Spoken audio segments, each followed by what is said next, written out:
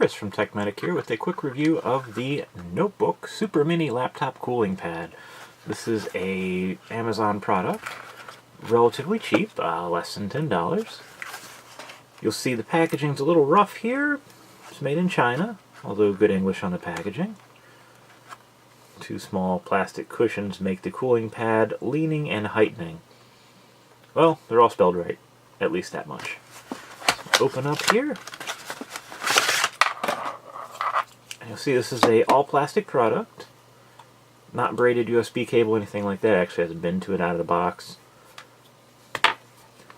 And Kingcooler Notebook CE it says. It's all plastic. It's not exactly vehicle ABS plastic. This is just standard soft plastic. Has some flex to it, and if you look carefully, it's actually a little tweaked out of the box, but the weight of a laptop will fix that. There's a snap point here, but it can keep going past that. We'll plug it into the laptop.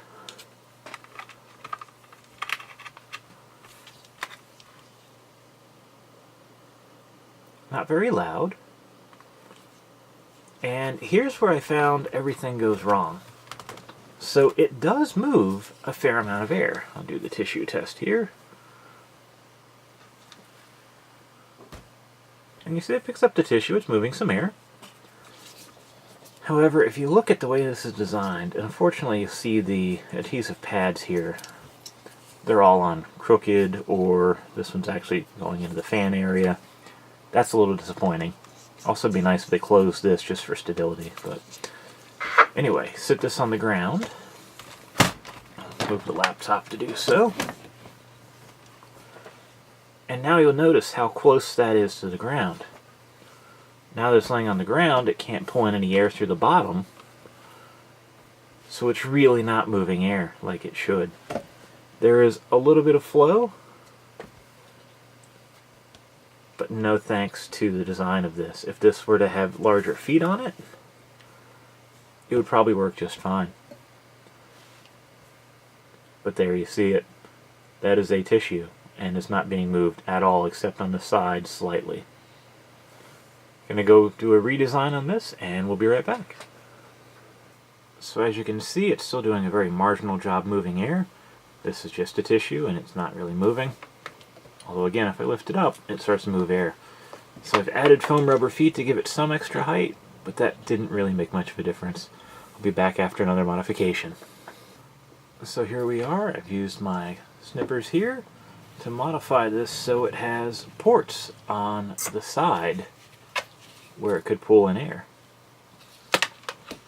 However, that still makes no difference. It's obvious here that the design of these fan blades is to pull air straight up. Not from the side, not pulling it through the limited ventilation that was existing, but straight up. And I'll prove that point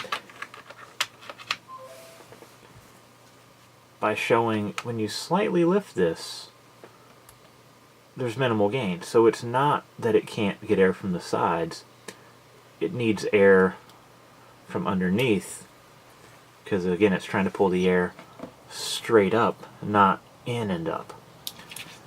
So long story short, this just has a horrible design to it. And even making those vents, which weakened it substantially, made no real difference. So this is a product to avoid, even at a sub $10 price tag.